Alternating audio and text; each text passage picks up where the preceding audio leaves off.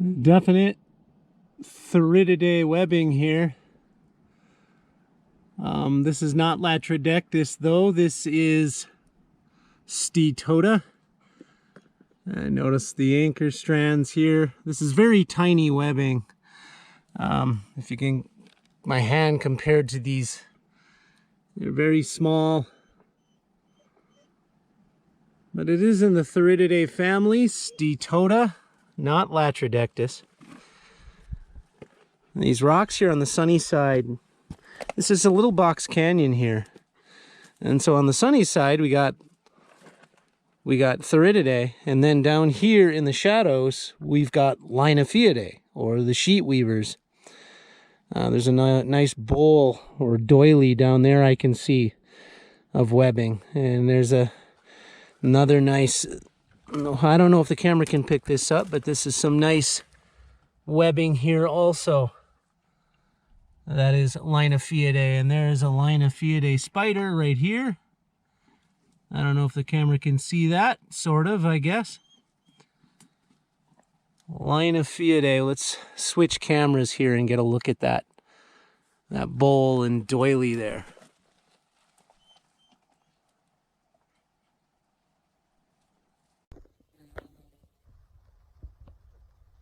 So these are Linyphiidae.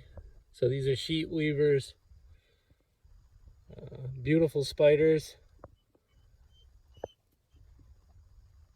You know, for an odd explanation, they do kind of have that Latrodectus look, though they are not Latrodectus.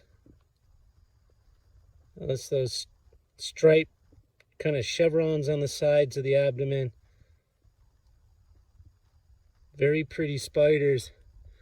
There's another one just below here, right here. So those are Linyphiidae, or sheet weavers. Here, let me take this lens off here. There we go. I don't think the camera can pick these up without that lens. But you can kind of see them. The interesting thing here, if we look way down underneath here, is just lots of crane flies. Notice all of the crane flies in there. These cool areas. There's some more down in there. Interesting here in these rock formations. And here is that sort of a bowl or doily shaped sheet of the Linyphiidae sheet weaver.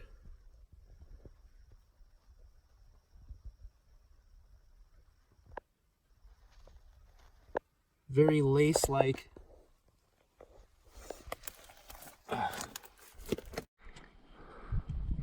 So these layers here are layers of ancient mud. This is Cretaceous. So this dates back, you know, from 66 million years ago and before, up to about 120 million years ago, somewhere in there. This particular Cretaceous layers. Now I believe this is part of the Kootenai Kootenai formation. And of course we see a lot of that formation in Great Falls, Montana, exposed of the Great Falls of the Missouri River spills over those Cretaceous layers of the Kootenai formation. We'll head back down into the box canyon in here, and then we'll head up in here. Not a lot of Latrodectus up in this area here. In fact, I haven't really found a web of Latrodectus in this box canyon. Probably up on the hillside here we'll get into them more, but let's investigate the box canyon first and head down the corner down here. I think we'll have a good luck with maybe not just Latrodectus, but also maybe some more Linyphiidae, and probably, watch my step here, probably we'll get into some pholcids.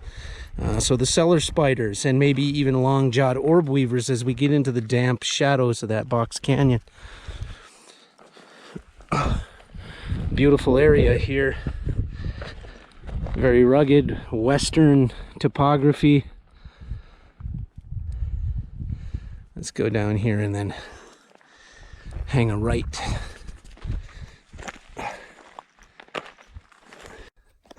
Sure enough, we got into more Linyphiidae. Just look at that dome of web. And there you see a Linyphiidae spider. But look at that dome. A perfect dome that they weave. It's a beautiful formation of web.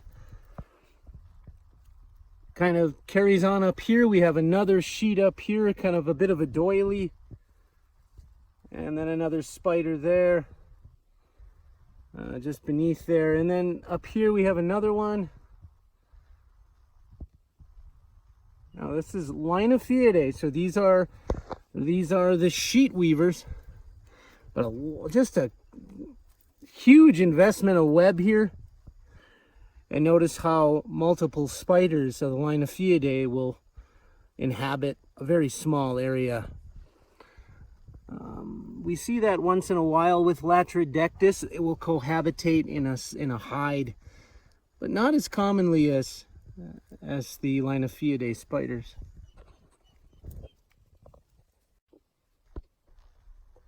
Here's a good look at that Linyphiidae. Notice the sides of that spider and the stripes on the abdomen. They are such a beautiful spider in their own right.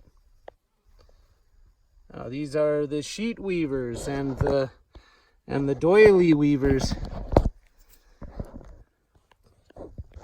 Just real beautiful examples here of webbing. Just look at that dome. I just find that amazing.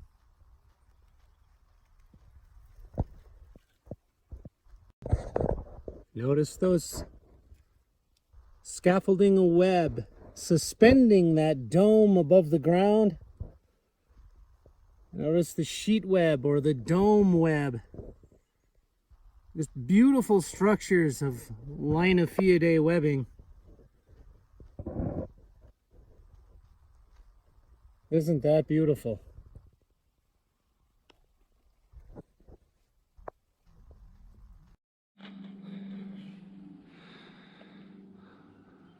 Such a rugged area. Look at these plates, the layers and plates of that ancient sandstone, mudstone, limestone. It's all sort of a mix.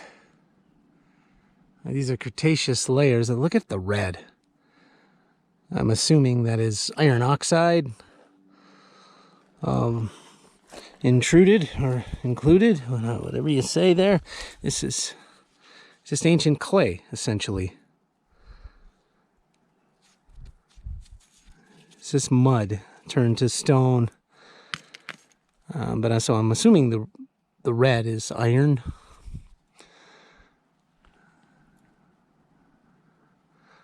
Maybe we'll make our way up a little farther in here. It's getting pretty hot out exposed in the sun like this, so I'm trying to stay down in the shade, but we'll take a little hike up in here a little farther.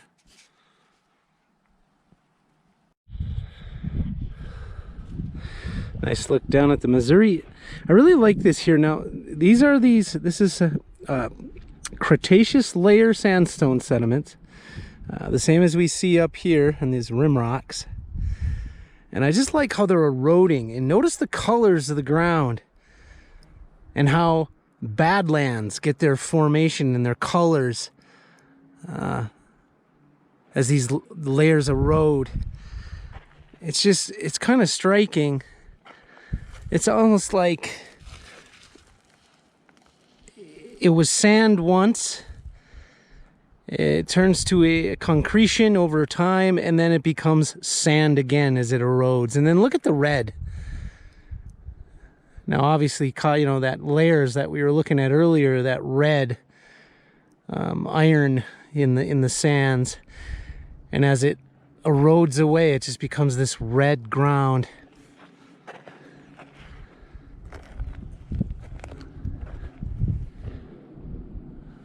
Beautiful.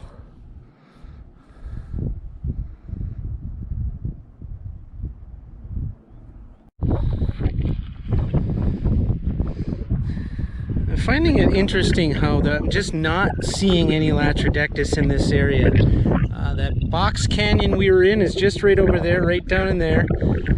And I'm just not seeing any signs of Latrodectus in this area, when at the base of those cliffs over there and down the hill, we do get into Latrodectus. And just that amount of space, we're just not seeing any. I find that interesting. I'm not too sure why that is. But one thing I do notice is there's just no holes. There's no holes in the ground. There's rock structure, but there's no holes in the rock structure. There's just nothing substantial that goes into the ground. And I think that makes all the difference in this area and why we're just not finding any survivability of Latrodectus. There's certainly no webs in here.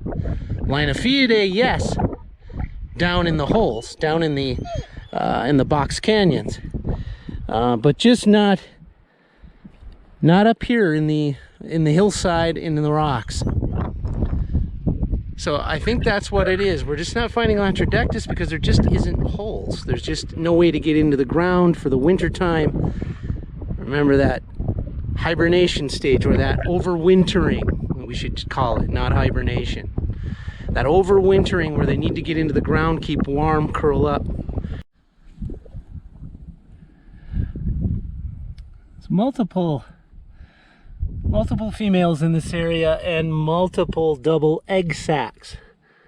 Now, a lot of times the front egg sac is empty and the virile egg sac is hiding behind it.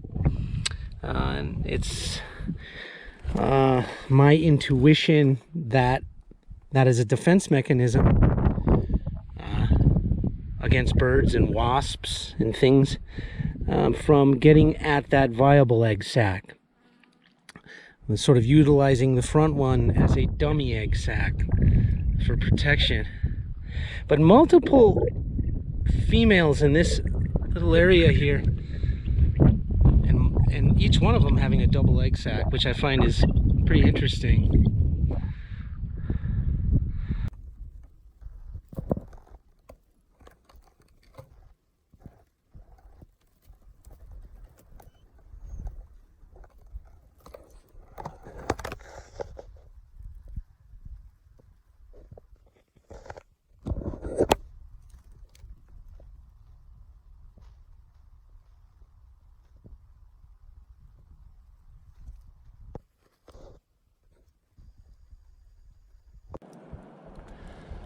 Another mother of 2 egg sacs. Look at a beautiful funnel hide she has woven. Just a fantastic architecture, and that is common of these spiders in this area and most of Montana, that perfectly round funnel hide. All of the mothers here in Montana seem to weave such a perfect funnel. We don't see a lot of differences with the females' behaviors in Montana. We certainly don't see any distinct phenotypes as we do with the males, of course. There's another funnel in here. Another mother. And the males, we have 2 distinct phenotypes here in Montana. We have the large spring phenotype male and the small scrambling late summer phenotype male. But we just don't see those differences very much in the females. If we can imagine the myriads of years and the hundreds of thousands of years it takes for those adaptations to take root. From region to region, here in Montana and throughout the West, as Latrodectus hesperus is a western spider. But here in Montana, those phenotypes are very distinct in the male. We think of the long periods of times it takes for those myriads of stochastic developmental events to take root in a genome, in a genotype, and allow for that plasticity of the developmental, behavioral, and biological changes. It really boggles the mind how long and how many generations that takes.